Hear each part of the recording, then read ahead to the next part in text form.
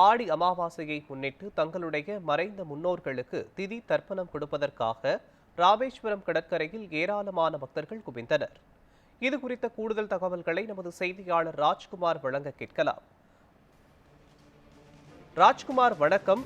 ஆடி அமாவாசையை முன்னிட்டு ராமேஸ்வரத்தில் பக்தர்கள் அதிகமாக கூடியிருக்கிறார்கள். மறைந்த முன்னோர்களுக்கு தர்ப்பணம் செய்வதற்காக கூடியிருக்கிறார்கள்.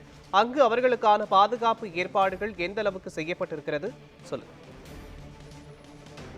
வணக்கம் மோகன். அதாவது ஆடி அமாவாசையை முன்னிட்டு ராமேஸ்வரம் அக்னி கடற்கரையில தங்களுடன் வாழ்ந்து மறைந்த முன்னோர்களுக்கு திதி விருப்பம் கொடுப்பதற்காக பல்லாயிரக்கணக்கான பக்தர்கள் ராமேஸ்வரம் குவிந்திருக்காங்க. அதாவது தீர்த்தம், மூர்த்தி ஸ்தலம் இப்படி முப்பெருமையிலே கொண்ட ராமேஸ்வரம் ராமநாதசாமி திருக்கோவிலுக்கு நாள்தோறும் ஆயிரக்கணக்கான பக்தர்களும், அதே போல விடுமுறை காலங்கள் மற்றும் அமாவாசை காலங்களில் பல்லாயிரக்கணக்கான பக்தர்கள் வருகை தருவது இங்கு வழக்கமாக இருந்து வருகிறது. இந்த சூழல்ல இன்று ஆடி அமாவாசையை முன்னிட்டு நேற்று முதலே தமிழகம் மற்றும் வட மாநிலங்களிலிருந்து ஏராளமான பக்தர்கள் ராமேஸ்வரம் வர குவிய தொடங்கினர். இந்த நிலையில இன்று காலை முதல் அதிகாலை முதலே ராமேஸ்வரம் அக்னி கடற்கரையில குவிந்த பல்லாயிரக்கணக்கான பக்தர்கள் தம்முடன் வாழ்ந்து மறைந்த முன்னோர்களுக்கு தீர்த்தர்ப்பணம் கொடுத்தும், அதே போல எண்ணி பிண்டம் வைத்தும் தற்போது முன்னோர்களுக்கு படைத்து வர்றாங்க.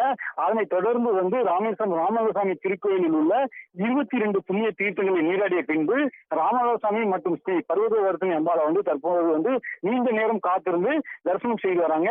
இந்த ராமேஸ்வரம் வருகை இருந்துள்ள பல்லாயிரக்கணக்கான பக்தர்களின் பாதுகாப்பு ஏற்பாடுகளை மாவட்ட கண்காணிப்பாளர் தலைமையில சுமார் 500க்கும் மேற்பட்ட போலீசார் தற்போது பாதுகாப்பு பணிகளில் ஈடுபட்டு வராங்க.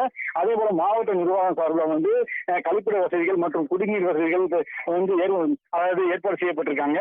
இந்த நிலையில பக்தர்கள் அதிகமாக கூடக்கூடிய இடங்கள்ல கூடுதல் போலீசார் பாதுகாப்பு பணிகளில் ஈடுபட்டு வராங்க.